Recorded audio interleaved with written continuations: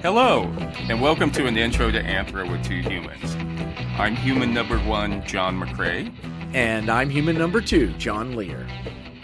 And this is the podcast where we reassess what it means to be human.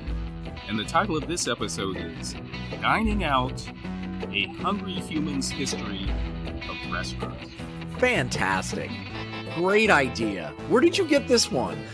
I'll kind of get into it and it's more, Mary and I have been talking about restaurants a lot recently because, and I'll get into why in a second, but first I just want to say, this is our 70th episode, John. 70. What is 70? Sesquicentennial is 150. What's 70?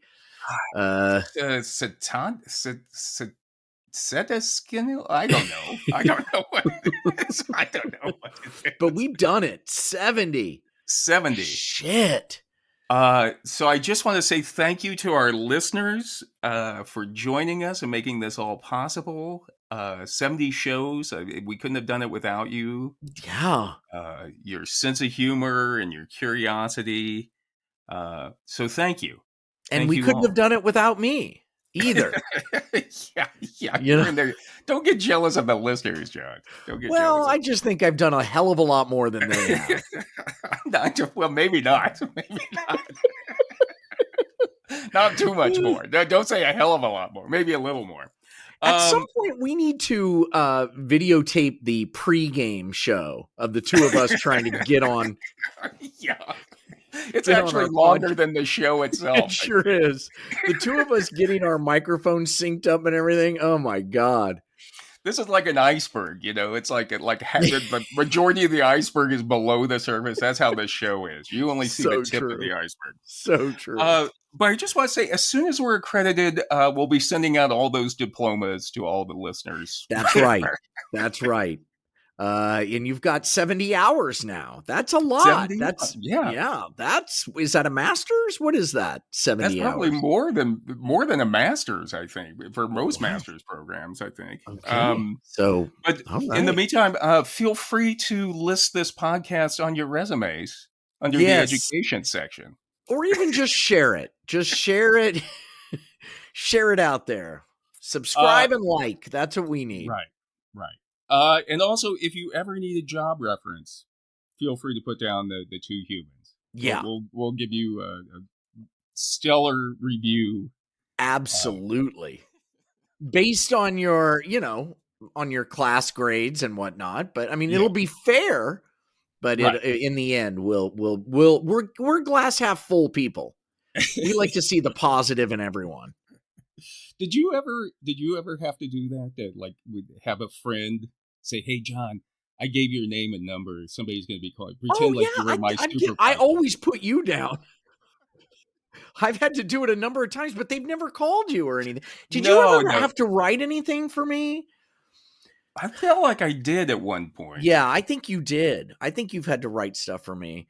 And I put you down always as a reference whenever they ask for a reference. You're one of my guys. My brother David, he and his friends used to, they would use their number, like somebody else's number, friend's number, and then say, just answer your phone like, K&B Uniform Company for the next week. And so you'd be over at his house and he'd be answering his phone for all these different companies. That's Jesus. That's a long way around of getting it to a good review, isn't it? That's a lot of work. Well, I mean, like, you're just hoping. And I think sometimes he even gave his own number. He just answered and pretend like he was his own. And he would just be and just change his voice slightly. Yeah. Uniform. Oh, yes, this is Carl. Stephen McCray. Oh, my God. Fantastic. Well, it was David. David McCray. Fantastic. How we ever lost him, I'll never know. Yeah. You guys are lucky to get him. A very honest fellow. If you speak to him, ask him to come back to us. We'd love to have him in upper management. Yeah. That may backfire on you. They're like, the criminal background. I just ignore that. For the positives far outweigh the negatives. What? All right. Yeah, it's me. Hi. Sorry. It was hilarious, though. It was That's hilarious. so Kind of great. awkward being over there and be It's like the Jerky Boys, kind of, yeah. but for real. Remember the Jerky Boys? Oh, I do remember the Jerky. Yeah. I wonder if they're still doing it. I'm sure they are, you know. So, John, in an earlier episode, we talked about table manners and how to behave when you actually go out to eat. Yes. In general, you work outside in. That's what we learned. Right. You remember that. I did. And that makes me feel good. But did we ever get to the spoon sitting? I ate recently at a place, and they had a spoon at the top of the plate. Sitting horizontal. And I was like, oh, Jesus, I haven't seen this before. Still, probably for a dessert or something coming in. I don't know. I never used it. I never used it. Well, I did. I did use it. I huffed on it and hung it from my nose. You know what I say? I always say, if you don't know what it's for, just throw it on the floor. Just throw it under the table. Forget about it. If you can't use it, it shouldn't be there. Yeah. If you can't hang it on your nose, throw it on the floor. Yeah. So, but today we're going to be talking about why we go out to eat, why we like to go out to eat. And do you like restaurants? You like going out to eat? I do. I mean, I worked in restaurants a long time. So, it's kind of like, I've seen behind the curtain. So there's a certain, I feel obliged to behave in a certain way. So yes, but I do. I love my favorite is a diner. I love a good diner. I just love it. Yeah. And I spend a lot of my time at the House of Pies on the corner of Vermont and Franklin in Los Angeles. I love everything. It's a diner. Everything in it is a B-, except for the pie. The pie's an A. And that's my kind of place. That's exactly, you can get a tuna melt, a BLT, a Monte Cristo, a Reuben. In Los Angeles, and I'm sure they still do it, they would put the food whenever they were, the food inspector would come out. Yes. And they would do the report on them. They would put whatever grade they had on the window, the front window. They still do that. Yeah. And House of Pies has a B. Yeah. All my favorite restaurants were Bs. I think I'm a B in life. Yeah. In life, I'm just a B. Yeah. What's so good about you? You can't eat in a B. You need a little dirt and I don't know. It's something that's going right. on there. It's like a good barbecue place. They leave that carbon which on the walls, and that makes it taste good. I'm sure it gives us cancer too, but that's how I want to go. I want to go just filled with like you have lung cancer, but it's all from barbecue. That's right. You want to live forever? Okay, fine. But recently you were asking, like, how did we get to this episode? And Mary and I, it's the beginning of the year. We're coming up on the beginning of the year. For our new listeners, Mary's your wife. My wife, Mary, and I have been talking about our New Year's resolutions, and we've been talking about maybe not eating out so much, or maybe not ordering in so much. Okay. Yeah. And you know how it is at the end of the day, you've been working, you're kind of tired, and you're just like, I don't feel like cooking. Let's just order DoorDash or Grubhub or something. Just have something. Absolutely. I mean, what do you have left? You don't drink. I know. You don't smoke. I know. There's not much. I mean, it's like, it's like ordering in and masturbation and caffeine. That's all you got left. Well, one of those is cheaper than the other. I'll say what's boy, is that true. And the thing is, no matter what we say, well, just get something cheap, and you can get like some fried rice, some crab wontons, or crab rangoon, some egg rolls, and some egg drop soup, and next thing you know, it's $100. Yeah, you know what I mean. Yep. That's right. They get you on those delivery charges too. I know. Jesus. And then do you tip on the charge? Is it like the tax and everything? I do, just because I can't figure it out. It's too hard to look at. Yeah, I just do 20% on the gross. Yeah, that's what I do too. Too much, but whatever. And next thing you know, I've been there. I've been the guy bringing the stuff. So, Well, that's the whole thing. I mean, we were no matter what we order, it always comes out to be. We could order like 2 peanut butter and jelly And it's going sandwiches, to be and it would, $100. yeah, by It's all going to the be a tips C and note. Yeah. And then I'm like, well, you know, at that point, it's like I got to work extra hours just to pay off this meal. You know, Yeah, but we used to. But you and I used to drink and smoke and do drugs. We do that on a Yeah. weekend. Yeah. I don't see, but the thing is, it's when you're sober, you realize how Now much you you're realize spending. how stupid you are. I Yeah. know. So, That's so true. back then, it didn't bother you so much. Right. You know what I mean? So, God, ignorance is bliss. yeah. Now I complain about like spending money on groceries to keep me alive. But I would just spend that. So true. Spend that in God cigarettes damn and heat bill. booze. And, We're spending too much on gas. Well, turn it down. Turn it down. turn it off. Put some socks on. We'll sleep in the car. It'll be cheap. So anyway, I thought maybe doing a little research and talking about restaurants would help Yeah. dull the pain of not going out to eat or ordering. Okay. And Yeah. so we'll see how that works. We'll see if, Yeah. if Mary catches on. Okay. Which every time she wants to go out to eat, I pull out William Sitwell's book, The Restaurant, A 2,000-Year History of Dining Out, and start reading a chapter on it until... All right, I'll just go make some pasta. Yeah. Just spaghetti and butter again tonight. But researching this episode, I found it was very difficult to locate academic and scientific articles about why people want to go out to eat. Well, because isn't it itself? I mean, it seems pretty obvious. It's easier, Yeah, and it's fun. mm-hmm. Like you don't have to clean up or shop, and cook, and Yeah, it's fun to even go out with people. I to think me that's yeah. it's a socializing seems to be a big part of it. Yes, yes. Now I don't even like that. I just want to be by myself in a sushi place. Oh, that's Not my a favorite. sushi place. Just sushi by myself. I Really? love it. I've done that a few times and it's fantastic. I highly recommend it. You really? Do you sit up at the bar, or do you get a table or get a name? I sit at the bar. No, I sit at the nobody bar. else showed up. Nobody else. Showed up. It's just so great because I just get my own sushi and Yeah. Yeah, nobody's picking things up. Nobody's bugging me. Yeah. I love it. Get in there and get out in about 10 minutes. Yeah, exactly. I eat $80 worth of sushi in 15 minutes. Believe it or not, John, one of the most comprehensive and academic and scientific discussions I found about why people like to go out to eat was on the Chicago Waffles website. What? That's hilarious.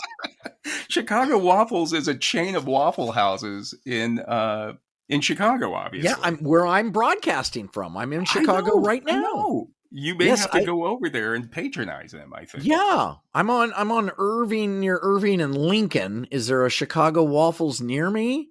Well, they have a South Loop and a West Loop location. So probably West Loop. Really? South Loop and West Loop. Okay. Yeah. No, so there's not. I'm on the north side.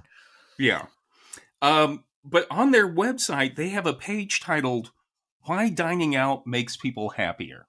Oh. And they say, we all love eating out from time to time, but have you ever stopped to wonder why? That's what we're wondering. It's like, yes, we have. Yeah, we have. Chicago Waffles. What is it exactly about dining out that makes us so happy? It's an intriguing question with even more intriguing answers. Okay. Good setup. So bring this is us home. Yeah, so they talk about, and they go into detail on each of these. It was really, I was so impressed about it. They've got some pastry cook in the back with some time on his hands. I know. Some out-of-work anthropologist has put this together. He had to quit and get a real job. Give this to McCray. He's over on the cold side. Hey, McCray, stop making a salad for a minute and give us 800 words on why we eat out. I could finally use my master's. It's probably what I'm saying. The dishwasher. You got to come back around from the dishwasher. That dishwasher, he's a brainiac. You ever talk to him? So they say it's an experience. which is kind of what you're talking about. Like, Yeah. it's fun. People Mhm. are happier when they spend money on experiences rather than things. I get it. Okay. Yeah. Yeah. Uh, it allows you to try something new. And when you try something new, you experience joy, No, which okay. Is that I true? I Did they don't know. footnote that one? Like, where's that? Okay. Yeah, there was no reference list on this, but I've it tried a was. I lot did of go new into. things that didn't make me happy. Well, that's what sometimes you go out to and people are like, I don't want to try it. I don't want Right. to try. You know what I Right. mean? So Right. sometimes people don't want. They just want to go to what they know. Yes. Uh, Yes. and then this is what you were saying. It allows you to socialize, which is Yes. like you go out a lot of times. Let's meet for dinner. We'll go out and Yeah. we'll sit around and talk. Yeah. They also say it gets you out of the house. Oh, okay. That's true. And they're saying so getting out and interacting with others is important. It makes us happier and healthier. Yeah. Okay. I How think does it make us healthier? Okay. I guess like just mental health. mental Mental health. health. Okay. Yeah. Okay. And then Chicago Waffles says it's all about the food. We are hardwired to love food, so of course eating out brings a certain level of happiness. What do they mean hardwired? Well, I mean, like we need food, right? right. They're talking Okay. about evolutionary brain theory. Jesus. God So they damn. say when we get to associate this love for food with a new experience, our bodies react in a very strong manner, firing dopamine producing neurons. Jesus, this is from Dopamine. the waffle side? They're into dopamine? That's what I was saying. Dopamine and the release of other neurotransmitters are linked to pleasure, and that's what we feel when we eat foods that taste good. Okay, this is AI. It's got to be AI, right? I don't know. AI, give me 1,000 words on why we go out to eat. And they just cut and pasted it.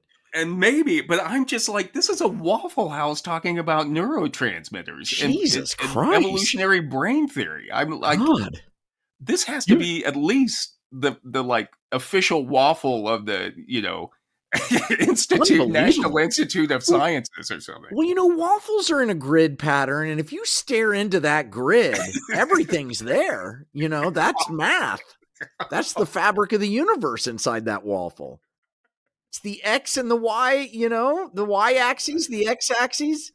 And then if you fill the little square up with syrup, that's the Z axis. That's the third dimension coming out at you. Oh, no. You just get lost in there. Yeah. You reach I think about it.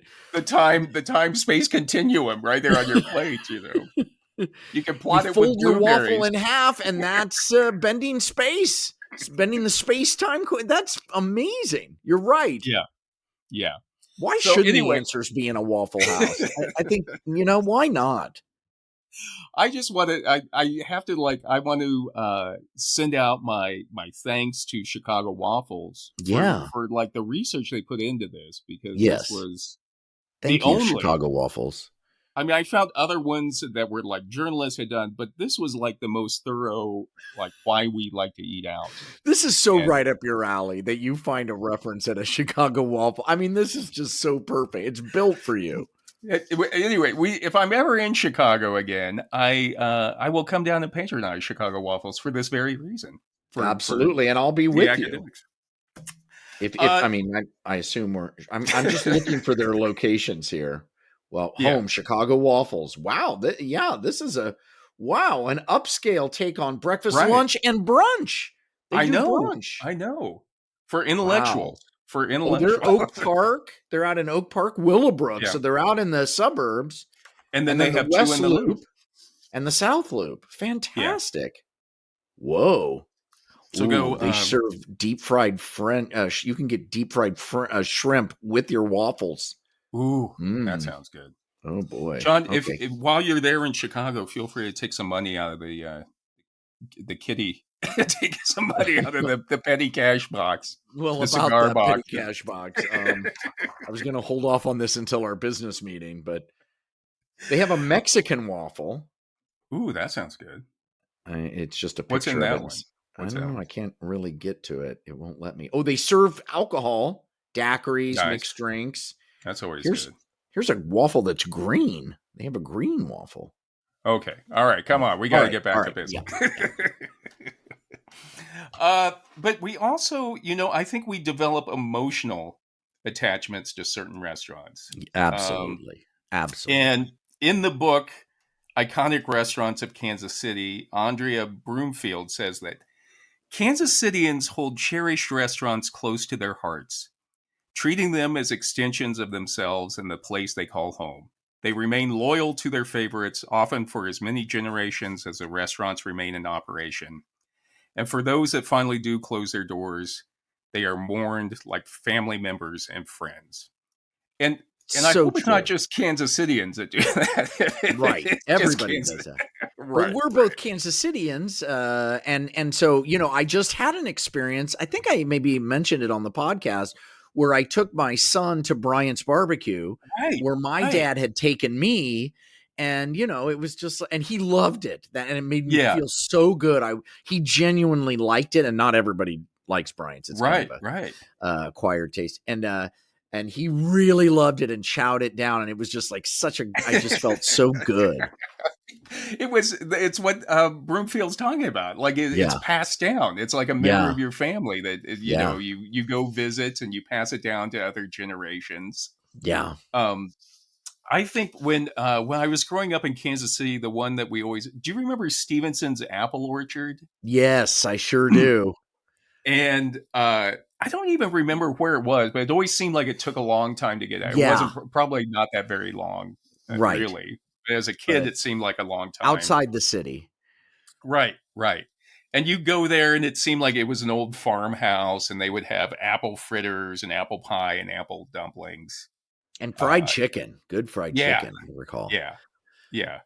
And it was just like an experience. I think sometimes even schools would take field trips there just to see like the apple orchards or something. But it was a Mm, big deal, and I always have a soft spot in my mind. I don't think it's in business anymore.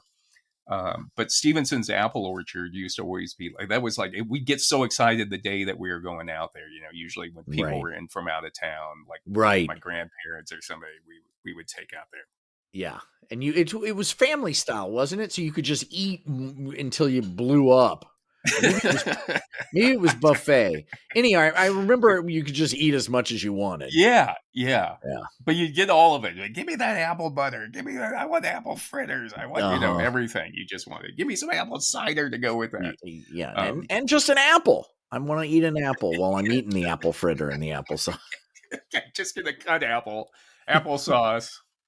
And apple cider to wash it all down. You come out of there just hating apples at the end. You're just like, I never want to eat another apple again. But today, John, we're going to be talking about the history of eating out. Okay. And again, this was one, a lot of these topics, they seem obvious when we first start, like, oh, what do I care about eating out, or what's going to be interesting about that? And then once you scratch the surface, you begin to see like this really complex history. Right. And so we're going to see how we got to the point where I'm paying $100 for for like $1 worth of rice and noodles to be thrown on my porch. Okay. So as I've mentioned it already, William Sitwell's book, The Restaurant: A 2,000-Year History of Dining Out, is a great book if you're looking for the history of eating out. And Sitwell says the history of eating out is a story of politics, of terror, or courage, of madness, of luck, of innovation, of art, of love, and of quiet, earnest endeavor. Jesus, Sitwell. He's really throwing it out there. I know. Like once you get that, you're like, all right, you got my attention. Right, Sitwell. You got my attention. And he continues, intended or not, restaurants have been instruments and symbols of transformation. They can signpost both the decline and success of a nation, or indeed an empire. I wonder what $100 cup of rice thrown on your doorstep indicates. I have a feeling that's not on the way up. Yeah. I don't think so either. But I think he's right that, if you look at our eating habits and the types of restaurants that are popular at certain times and our dining trends, they seem to be a reflection of our culture and our society at large. So Mm-hmm. if you look at during the 70s, when people had to say it was hard to make ends meet and people had to start working two jobs, Wait, isn't women that how it had to, is now? yeah, well, it's still the same way, but I'm saying beginning in the 70s. Yeah, the And then 70s. Yeah, well, you saw the growth of like fast food restaurants then. yeah, yeah. Of beginning in the 70s where like both parents were working, they didn't have enough Mm-hmm. time to like make a meal at the end of the day, so yeah, okay, Mm-hmm. we just got to get our food Yep. and just And eat it do in the car. rice-a-roni every night. Yeah, yeah. You got to throw an Arby's in there. You got to throw a Mickey D's in there. Something to Do you shake it guys up. do you get fast food a lot, or did Not you get fast food? really. I mean, I do when I'm on the road every now and then, because sometimes that's all there is. It's very Mhm. hard to eat well on the road. Yeah, But I mean, when we tour domestically, or airports and that kind of stuff. But not really. My kids don't really like it, and really, really. yeah, it's Yeah, weird. Like yeah, I'll sneak off to get a quarter pounder on my own. I'm eating. Now that I think about it, I'm eating alone a lot. yeah. I'm either at the sushi place or I'm at Mickey D's. Do you eat? Do you go inside or just eat it in your car? Hell no, I eat it in my car. I Yeah, well, listen. see, Yeah, that's what I'm saying. I think yeah, it's kind of emblematic of how society has changed. That yeah, we're yeah. It's true. and and then I think beginning in the early 2000s with the electronic age, where people were spending more time on their computers or on their phones, and then you saw Mhm. the rise of like the online food delivery Yeah, services. for sure. And now we've got the robots. We've got those little carts. Do you guys have Oh those? yeah, Those no, not robot yet. carts? Oh, they're all over LA. They're the Are they craziest really? thing. Yeah. You'll just see this little wagon go driving by down the sidewalk, taking somebody's Wow. delivery to there. Soon that's going to get it. A little Yeah. robot cart comes up and vomits your meal onto your onto your patio, and that's your, you know. How did they get it? Do they have like a semi truck or like a big truck mothership that takes them out to the neighborhood, or is I it? think the reason I think no, I think they have little hubs that charge Yeah. them up, and then they go to the restaurant, and they pick up the food, and then they go to the house, and they go back to the hub. See, So weird. yeah, I think that again that eating habit or that restaurant habit that we have is again a reflection of how we are now. It's like we don't want to go out. No. We all are having our own experience, Yeah. and we don't even want to interact with anybody. No. You know what I mean? We just want a No. robot to bring it up and put it on our porch and get the hell Well, out of the age of robots is now. It's happening there. before our very eyes. I mean, Yeah, yeah. all over LA are driverless cars. All over. Wow, wow. All over. I mean, all over. And I was down by LAX, and I drove by this little parking lot of driverless cars that pull in there, park, and charge themselves, and then leave to go pick Wow. up people. Wow. There Wow. wasn't a human there. Yeah. The equivalent in New Mexico is just somebody, the driverless car is just somebody being asleep behind the wheel. Just speeding down the highway, completely passed out with no. They've It's a got a driverless. bungee cord Yeah, it's to a keep the driverless steering wheel car. straight, and they've just got the cruise control with a brick on it. You just see them with their head back and mouth open, just snoring away. Everybody's always like, God, I'll never do the. Can you believe these Yeah, driverless cars? And I'm like, have you looked at the numbers of how we're doing out there? yeah. It's the number one killer. Yeah, I think We I crash was into thinking each about other. it, especially coming up on like New Year's Eve or something, or around the Yeah. holidays, like less DUIs. Just call it driverless car. Yeah. You know, We have lost our permission. We're all that old guy, grandpa, who's got to have his license yeah, taken away. And we yeah. deserve it. We're all on the phones all the time. We deserve it. You ever think about hopping on one of those little food robots and just catching a ride somewhere? It's so just, just They see it have like, these lights on the front that blink, so it looks yeah, kind of yeah. anthropomorphic. It's just weird. It's so weird. Can you take a photo of one and Yeah, say, we'll yeah, I'll post it get a on the photo. website next Yep, time you get one? I sure as hell will. But again, like we've been saying, it's our restaurants are a reflection of our culture, of our Yes. society at a certain time. Yeah. And for example, Sitwell states that the English writer and essayist Samuel Johnson wrote in the 1790s, "There is nothing which has been contrived by man, by which so much happiness is produced, as by a good tavern or inn." Okay. Well, he's never had heroin, first of all. But what about sex? I mean, oh, I know. contrived by man. Okay. Yeah, I mean, contrived by man. really? That guy sounds like the type of people that I just annoy the fuck out of me. You know, people who like put their nose down their wine glass and spin it around like Yeah, foodies. yeah, Ugh. I went to a dinner recently, not too long ago, where it was like a set menu. This guy's a foodie, right? And he invites a group of 10 of us to this dinner, yeah. and he doesn't pick up the tab. So he invites us all. He designs the menu, and then we all get little boxes set at Yeah, our desk. I mean, at our plate with our yeah, bill in it. It yeah. was like $800. Right. He probably padded it a little bit, like with the restaurant, like, Yeah, hey, he put in a probably had. little You're extra. right. He probably had a side deal with the restaurant. And I He don't ate for drink, free. so I'm paying for Yeah. everybody's wine. God, But that pissed me off.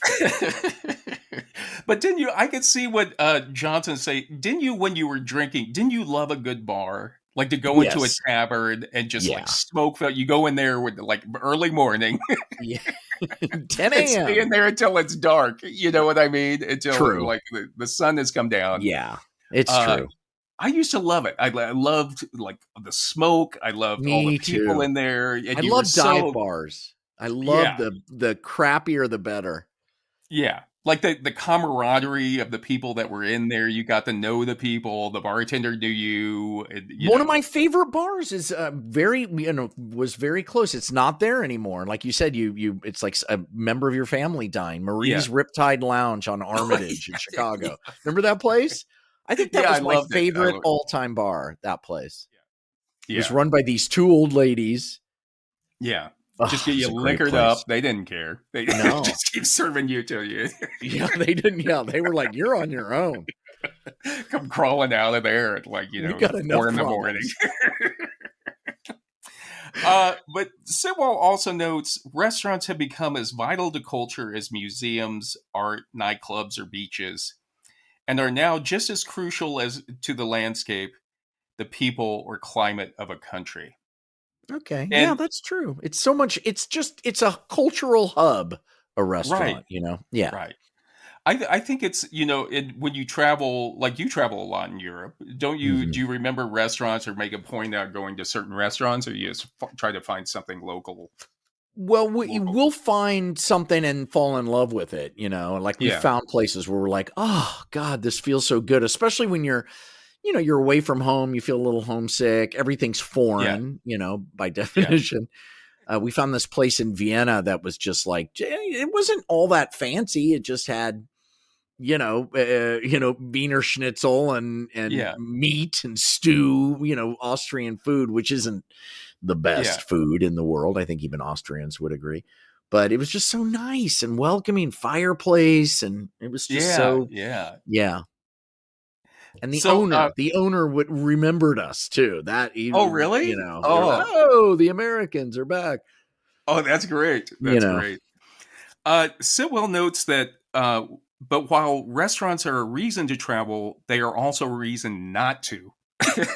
So he says if wait, you live what? in a city with brilliant vendors or the cuisine of India, China, Japan, Peru, France, or Italy, then why bother getting on a plane? He's kind of being like, I think, Oh, facetious a little, but yeah, yeah. But that is true. I mean, you just can kind of travel around the world just by, like you said, ordering $100 bowl of rice. Right, right. And he quotes the British writer Nicholas Lander, who says menus represent the least expensive form of travel.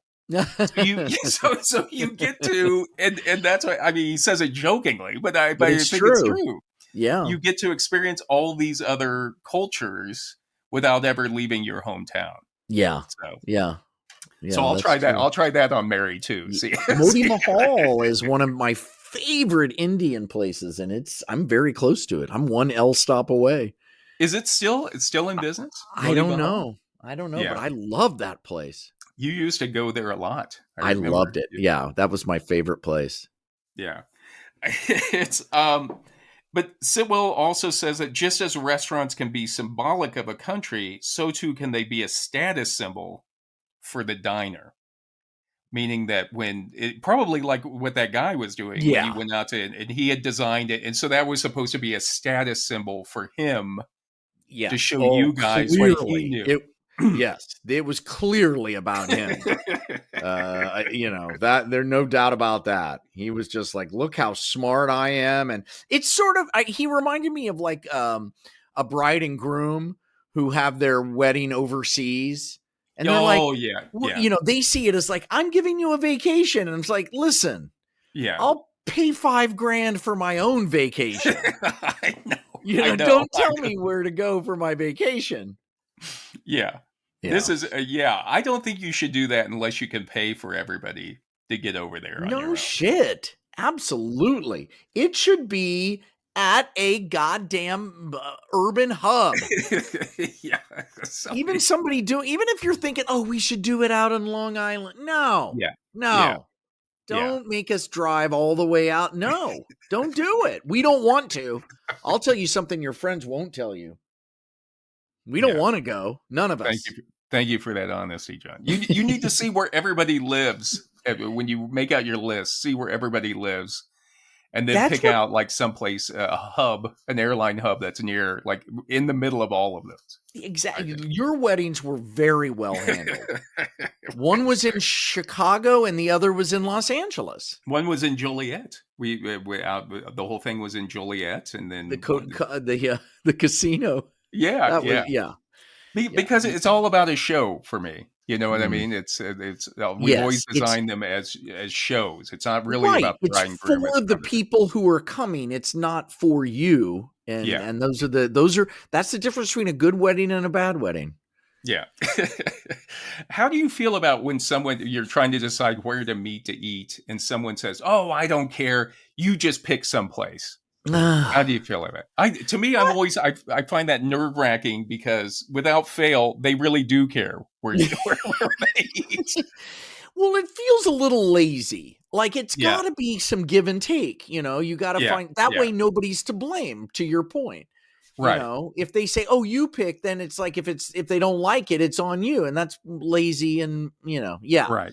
I always thought a good app and people and listen. Well, I guess these are our listeners, so you guys can steal this.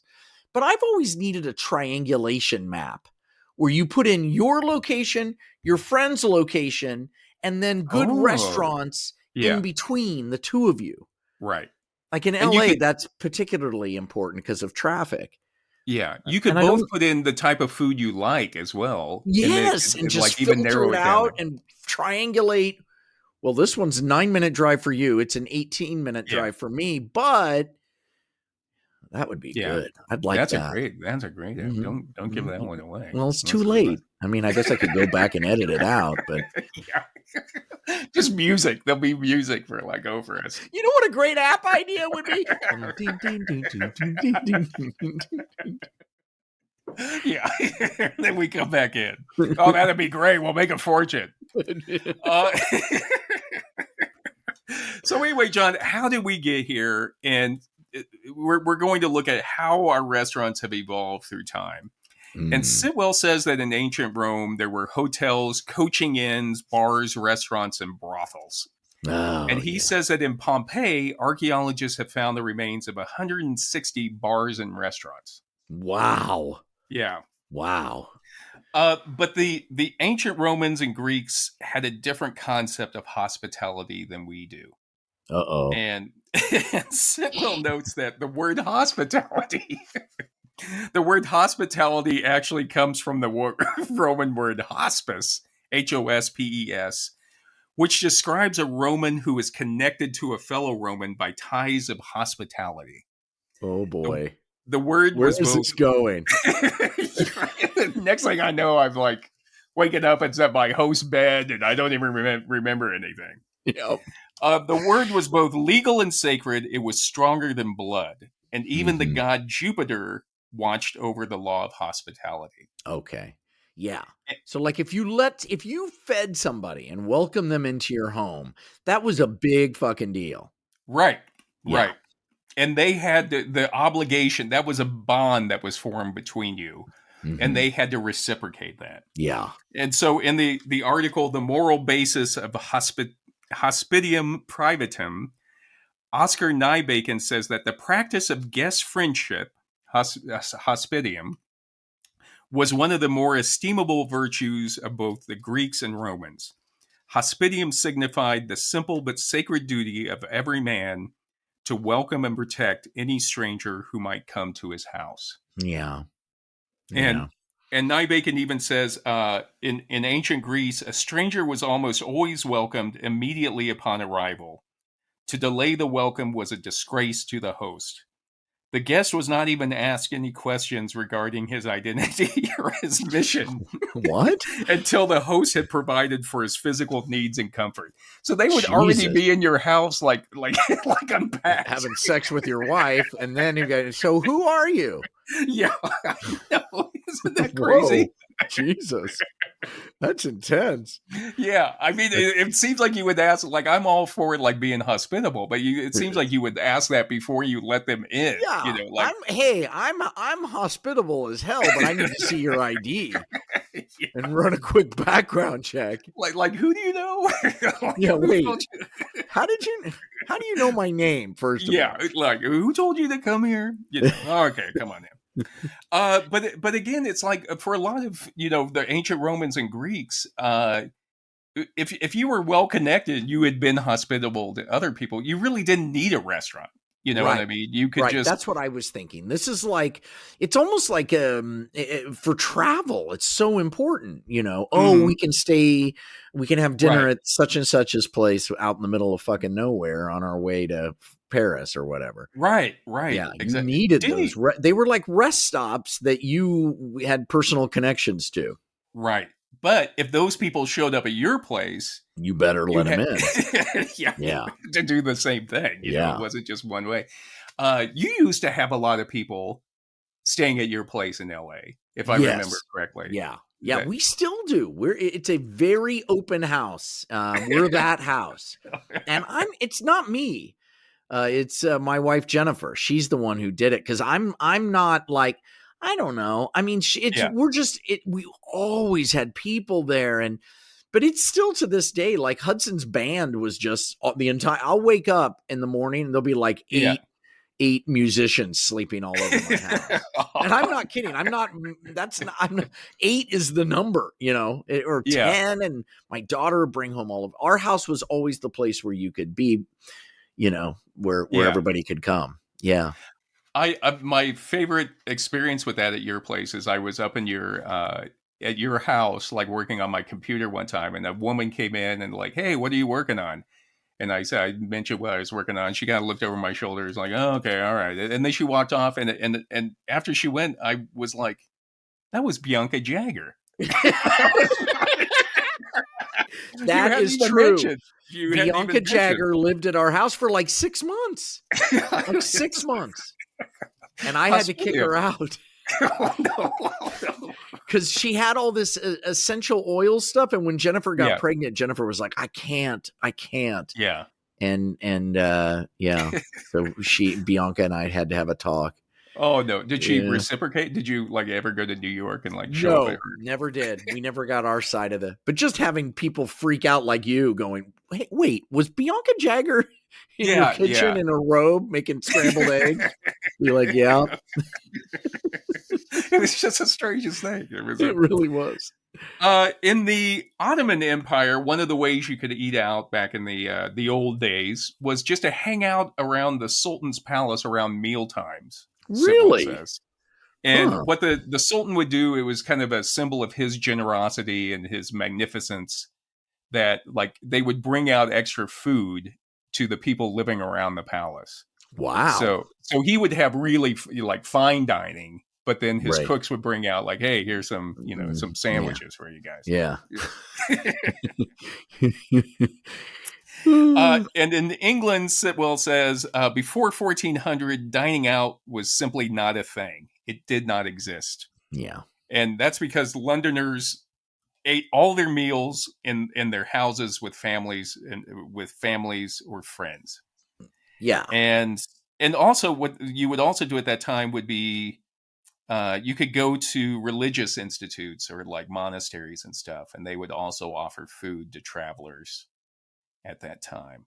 Wow. And so there's a Buddhist temple in LA or outside of LA that does that. Like they offer daily meals, or they used to daily free meals. And the what's the Hare Krishnas? The Hare Krishna temples. Do they do that? You could always get a vegetarian meal there in Venice. There were a lot of Hare Krishnas in Venice. Right. So but you was could that sort of that sort Yeah. of idea that it was like a service or like something for people, like part of their religious service to others? Yeah. Well, I mean, the Shabbat dinner that Jews offer is all about family, friends, and having your door open to the person who needs it. And really? Yeah. It's supposed to be. I'll remember that next time I'm in LA. What day is it on? What day? Fridays? Every Friday, sundown. I'll just show up. I know what to do now. Be like, hey, Shabbat Shalom. This I heard guy you guys is are hungry. having dinner. Yeah, what are we having? I brought Just a load shrimp up. platter wrapped in bacon. Sitwell says that in medieval England there were cook shops, but as medieval history professor Martha Carlin says, none of these served full sit-down restaurant-style meals to the general public. Okay. So, and most people at that time in England before the 1400s, they didn't have. It was so hard to live that most of the time they couldn't afford like having a real house with a pot and chairs and tables. And so really it's like, because you couldn't afford that, you had to eat out all the time. So people were always going out to eat at like the stalls, like go out to the market. Interesting. Because you didn't have the equipment to make it yourself. Right. Jesus Christ. You didn't have a pot to piss in or cook in, I guess you could say. Amazing. And then it was when they kind of established Westminster being the place for Parliament in the 1400s, kind of the permanent place for Parliament. And when all the politicians started staying in the area and lawyers and like the clerks and everything, then they had to start coming up with some public eating houses for all and of the those. Earl of Sandwich came right in. That's when he stuck it. Here you go. What? Yeah, you hold the bread. Shit. No, I don't get it. I can't do it. I can't hold. Yes, it's inside there. It doesn't work. It doesn't work. How do you do that? Well, you use a knife. Yeah. People just keep dropping it in their laps. It doesn't work. I don't get it. I don't like it. But one of the biggest things that happened for restaurants in the evolution of restaurants was the French Revolution. Really? And what happened during the French Revolution is all the aristocrats got executed. They were guillotined. Their heads were all chopped off. Right. The guillotine.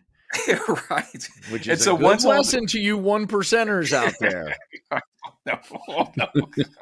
Put the music back over that. We'll have to put the music over that too. Make sure you say, let's distribute the wealth. It's good for everybody. But what happened is when all of those aristocrats were executed, it put all of their chefs, their private chefs and servants out of business. Yeah, that's out of work. Amazing. That's amazing. And so one example Sitwell describes is the story of Gabriel Charles Doyen, who was the private chef to Marie Antoinette. Oh, I love it when you speak French. After Marie Antoinette was executed, Doyen he went to the revolutionary government and he filed a complaint saying that he needed back pay and he also needed a new job. Okay? Wow, like a true Frenchman. Yeah. Wasn't Marie Antoinette the one who said, let them eat cake? Right. Did she mean, was she talking to her saying, let them eat cake? Like that was her signal to her chef to open up a business. Yeah, like maybe there is some people. I guess she said like let them eat brioche or something, let them eat bread or something, and there's different ways you could have interpreted that. Some people say maybe she was just kind of saying like, well, let them feed them, you know what I mean? Or other people are saying she was being like, ostentatious and saying like, to hell with them, if they're so upset. But anyway, Doyen, when he complained about it, the revolutionary government basically said like, well, you know what? There's no more need for you for your job. And so they executed him as well. No. So, yeah. Jesus. They were just like, we don't need you anymore. You're a monarchist. You're complaining that you need a new job. Damn. There's no monarch. There's no aristocrats here for you. You imagine being around that time? Jesus. It sounds awful. And this is an interesting statistic. Sitwell notes that on the day of the storming of the Bastille, it is estimated that there were some 2 million servants in France. With a total population of 28 million, that meant that 1 in every 12 men or women was in domestic service. Yeah. Wow. So, and now what are they supposed to do? Right. So a lot of these out of work servants and chefs came to Paris looking for work. And when they did, they decided to open up restaurants and to start serving because that's the only thing that they knew. Right. Makes sense. And so again, kind of thinking about restaurants being a reflection of the culture or the society, whatever is going on, it's like that's what happened. You had all these really qualified butlers and servers and chefs looking for work. And so they just they started opening up restaurants. And and the other thing that they did a lot of takeout for aristocrats that were in prison waiting to be executed. Oh, really? Yeah. That's so funny. So they were like, as you were in there for like a year waiting for your trial and waiting for your head to be cut off, they would order out to these, these restaurants and have the food brought into them. So that's amazing. It's funny you say that because look, I'm being brought some pea soup with bread right now. Oh, nice. Yeah, there you go. I can't eat. Look, it's Susan Messing, our guest. She was a guest on episode number. It's like a homecoming. It's like a homecoming episode. Good to see you, Mr. McCray. You too. Susan, can you tell how has your life changed since you've been on this show?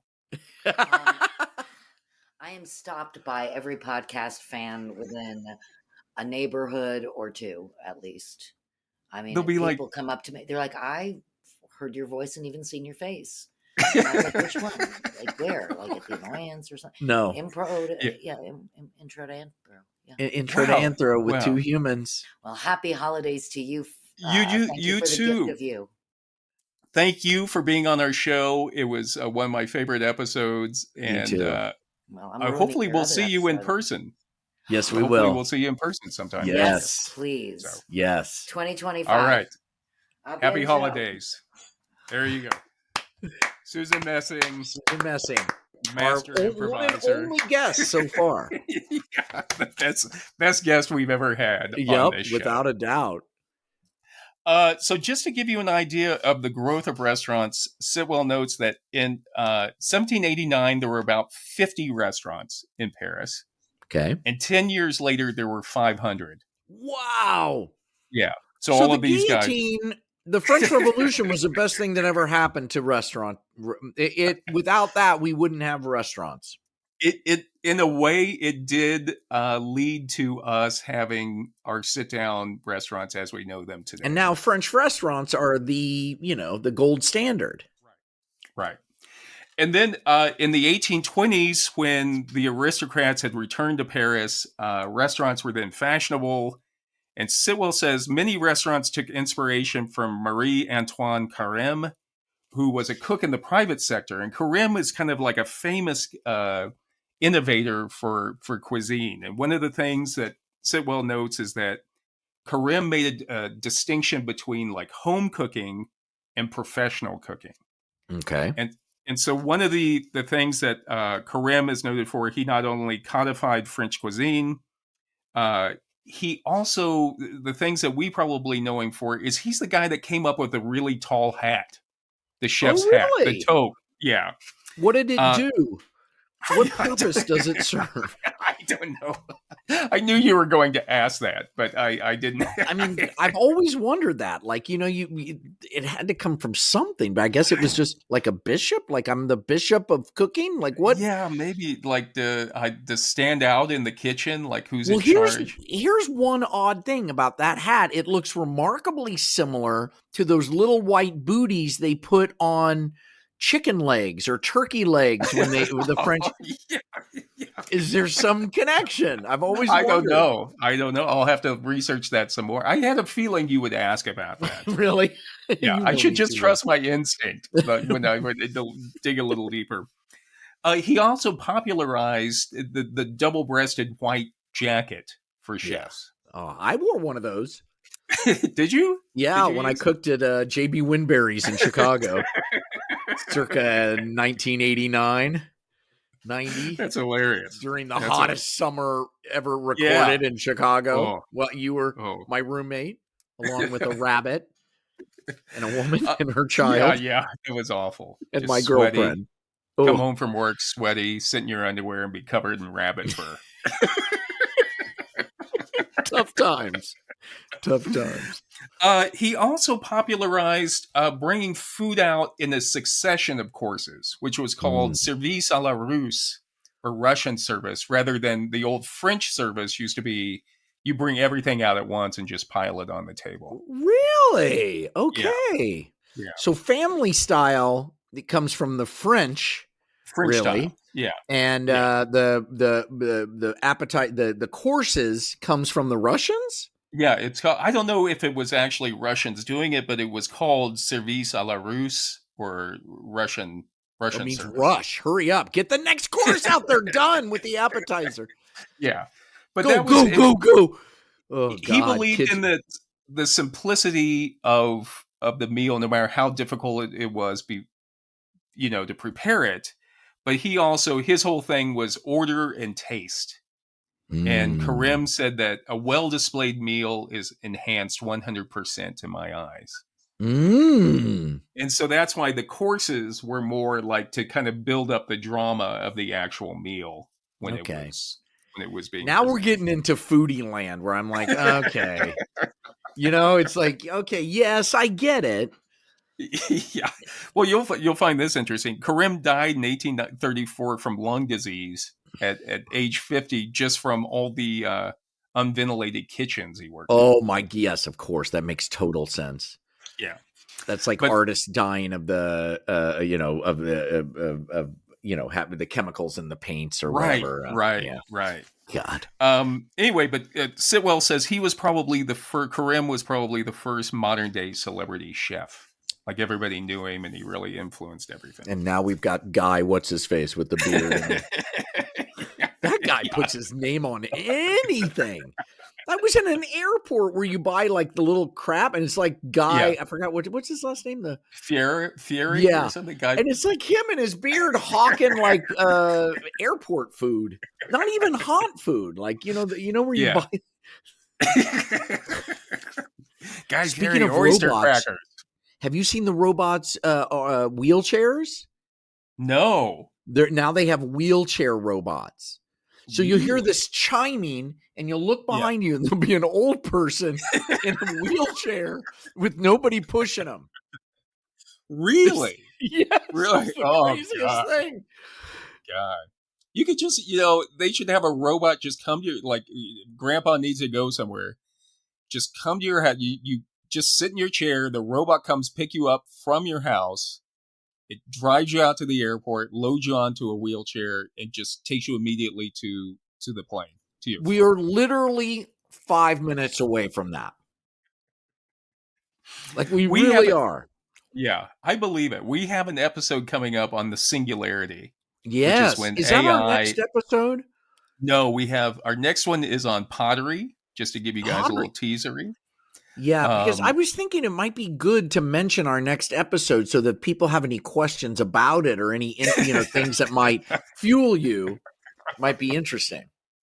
Yeah, send it on. Send it on. So we have pottery coming up, and then we have the singularity coming up, which is what you're Oh, talking about. yeah, that's right up my alley. Here in America, restaurants, in the article Out to Eat, The Emergence and Evolution of the Restaurant in 19th Century New York City, Cindy Lobel says that beginning in the 1820s, eating houses proliferated throughout New York City. These early restaurants catered mainly to the business crowds seeking a cheap midday meal. And they emerged alongside and contrasted with the opulent dining rooms contained within the city's luxury hotels.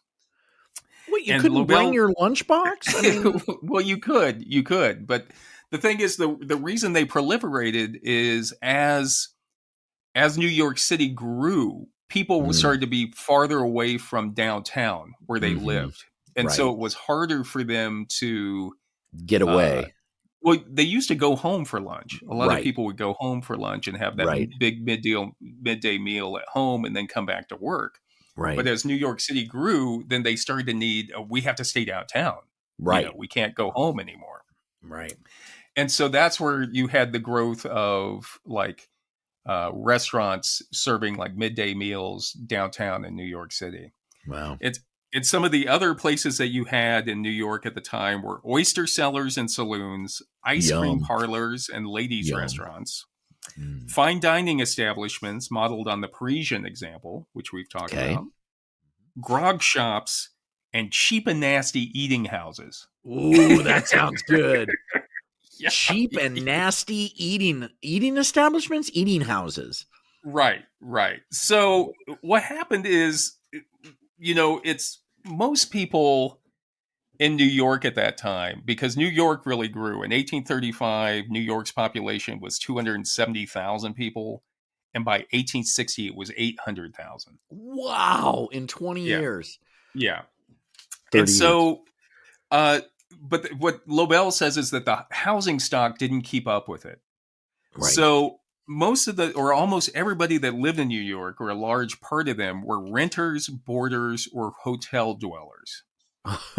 And another thing that people would do, they'd have the boarding house resident. You don't really hear about the boarding house anymore. No, you don't. The house I live in LA was a boarding house in the 40s. Was it really? Yeah, that's why it's all. The house is beautiful, but it's all twisty, turny, weird configurations. Like you can get lost in my house. Wow, that's funny. It's so maze-like. Yeah. Yeah. And usually what they would do, probably at that place too, is mostly young single men who worked as clerks down in the business district in New York. Right. But when you stayed at the boarding house, you would have meals at a certain time. Right. So all the boarders would have to come sit down and eat. The owner, the manager would bring out the food, and you'd all sit around. And you see that a lot in the old movies or something, like The Lodgers. Hello, Mrs. Dawson. Yeah. Or somebody like, the new boarder, he's so eccentric or whatever, he comes down.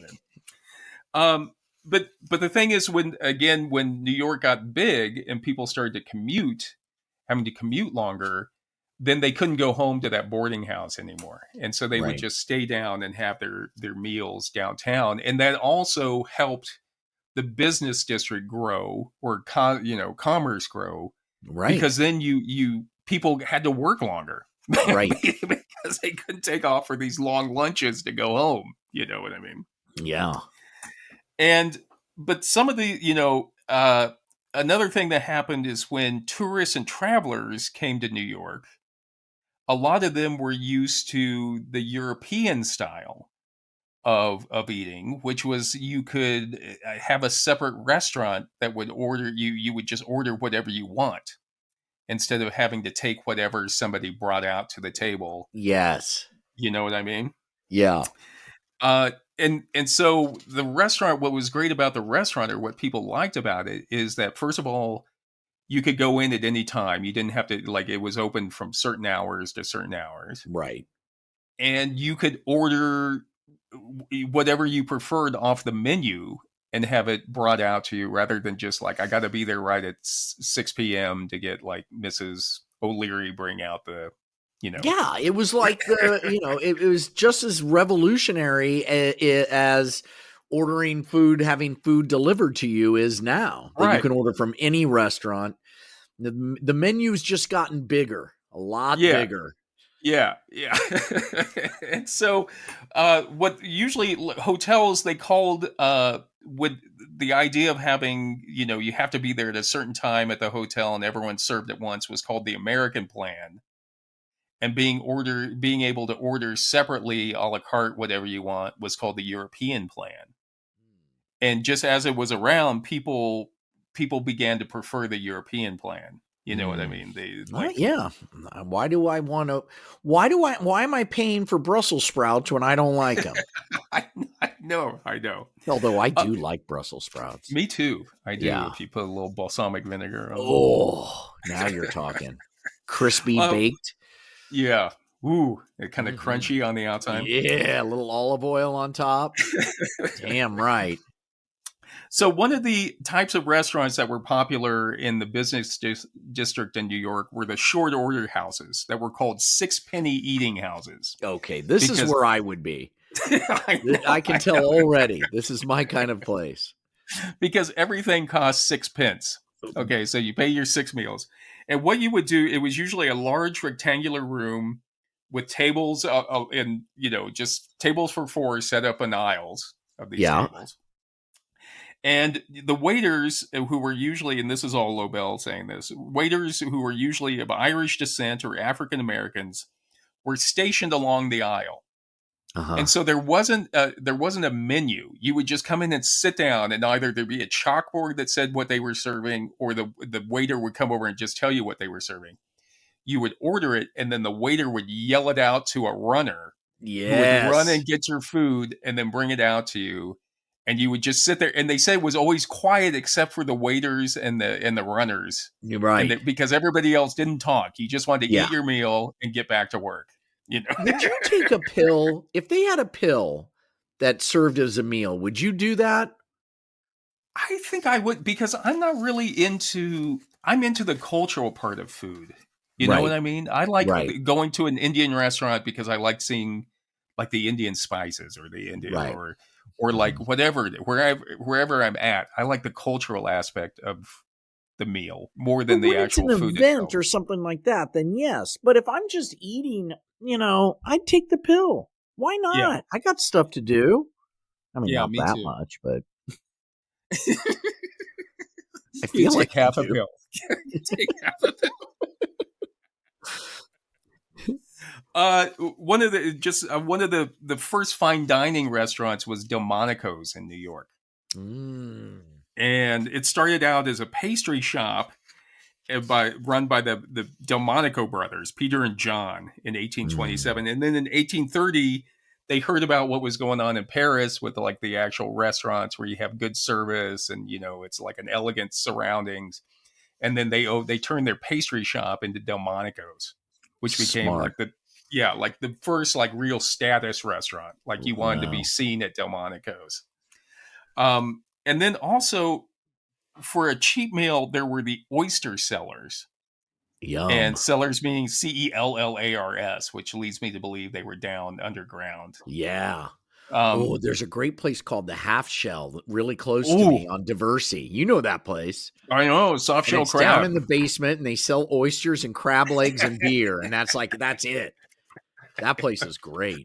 I do. I need to come back when you're there. We need to go back. And yes, we got to go down memory lane and go to all the old haunts. Mamacita's. Yeah. They, but what they would do is, there was something called the Canal Street Plan where you would pay up front and it was all you can eat oysters. Oh, Jesus. That is not a good idea. I know. But they say like for somebody who was like really eating a lot of oysters, they would slip in a bad one to kind of like scoot them along. Slow them down. Yeah. Jesus. Oh, I mean, what's the nutrition there? If you're just eating oysters all day. Yeah. I don't know. They would have them like stewed oysters and fried oysters or fresh oysters. And now oysters are like, it's kind of like caviar. There was a Yeah. time where they couldn't give away caviar. Yeah, right. And it was poor food, and now it's like the most expensive. It's kind of the same with oysters. These were like poor places to go to an oyster Do you like seller. caviar? Do you eat caviar? I love caviar. Me too. Caviar. I was once at a fancy wedding, and they were serving caviar before the big meal, and then everybody walked into the big meal, and it was just me and like two other people with these huge $10,000 tins of caviar. And it was like three Coke addicts just snorting up eight. We were just like shoveling it into our mouth. Forget the egg, forget the toast. It was amazing. It was amazing. Face and lips all black on. This is amazing. The three of us just looking at each other. I would forget the wedding. I just grabbed the tent and go. We stayed there while everybody else was getting served. We just ate up all the caviar. It was amazing. Just real quick before we finish, John, I want to talk about the segregation of restaurants at the time. And I'm not talking about, obviously it was segregated between black and white, but between male and female. And a lot of the restaurants at the time in the 1800s wouldn't allow women into them. And Jesus Christ. Yeah. And it wasn't until it was just like it was men only. Usually fine dining was men only. Or if a woman was there, she had to be escorted by a man. And it wasn't until like the 1830s and 1850s that they started opening up restaurants specifically for women. Yeah, you mentioned the ice cream that they serve. Women's restaurants would serve ice cream. And this is kind of, again, just to show you how we were ever there, why anybody would think those were the good old days. The women's restaurants they served light food and they described it as childish dishes like ice cream. So again, it was like women were considered to be like, they're not ready for a real meal, but we're going to provide them this kind of light fare when they're out shopping. And so these are the days that you get, department stores would open restaurants, usually catering just for women. There were two, I think it was Thompson's ice cream parlor, ice cream saloon, and Taylor's ice cream saloon were two of some of the biggest ones, but they were basically catering to women and just coming in and eating desserts and sweets is what they did. No wonder the vapors and just passing out, and it's like you're living off of ice cream. I know, but and it wasn't until like the late 1890s that they started. They had restaurants where women could go in on their own, like a regular restaurant. And usually these ice cream saloons, they didn't serve liquor, for example. They didn't serve alcohol, and again. I don't know. To me, when you hear about the good old days, I don't know if not allowing women to eat on their own was no. If there's one thing this podcast has sort of demonstrated is these are the good old days right now. Yeah. We got it was a robots bringing us, our potato skins or whatever the yeah, our mozzarella sticks. Finally, in the article called Women in Restaurants in the 19th Century United States, Paul Freedman says that it was really prohibition that killed the big fancy restaurants. Yeah, I bet. Because a lot of these big fancy restaurants couldn't survive without serving alcohol. Yeah, damn straight. And so when, like those big fancy restaurants went out of business, men's free lunch bars also went out of business during Prohibition. And then it was after Prohibition or during Prohibition, Freedman says, the places that flourished in the new environment were luncheonettes, coffee shops, soda and hamburger places, roadside restaurants, Chinese restaurants, and other ethnic establishments, most of them welcoming female customers. It's like, hey, now we'll let everybody come. Right, because they were going out of business. Yeah, we're broke. And he said, beginning in the 1920s, men showed up at what had previously been largely female preserves to consume sandwiches and other light fare served without alcohol accompaniment. So that's where we got to our lunch counters that just serve food, Which is what I love. I still love I'm at home in a diner. I love diners. Me too. Yeah. I was thinking about that. There was nothing like going in a diner. It'd be cold in Chicago. Yes. You'd be out like at 3 a.m. coming home from the bars, and you'd see the lights all on, bright in the diner. The windows were all steamed up. You'd go in there at 3 a.m. and you'd get good service, and you'd get a hot meal. Yes. It was fantastic. It really was. The Salt and Pepper, the one down the street from where we lived, that neighborhood. It's not there anymore. But that diner, the Salt and Pepper. So, and I want to say, at some point I want to do a specific episode on ethnic restaurants. Yeah. Like Chinese restaurants, Italian restaurants, Indian. I thought maybe I could fit it in here. There's such a whole other history that's fascinating. I'm going to save that for you. Look, we have to fill up an infinity amount of podcasts. So the fact that you'll come back and dig into restaurants later, I think that's a fantastic idea. Yeah, we'll get back there. But anyway, John, I hope if that doesn't give you an idea of why we go to restaurants, it gives you something to think about when you're out at a restaurant and how our restaurants' habits are a reflection of what the current culture and society is doing. Absolutely. And of course, always tip. Even if it's the tip is not a critique of the meat. Right. It's 20% no matter what. And then don't send stuff back. Just be careful about sending. And don't be a dick to your waiter. Why would you be a jerk to the person who's in control of your food? Don't do it. Don't do it. And remember what happened during the French Revolution. You're not an aristocrat. You're not a lord or lady. Just politely ask for whatever you need. Yes. And then if you don't like it, don't come back. Right.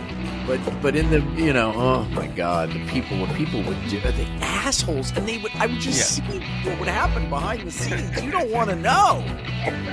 Yeah.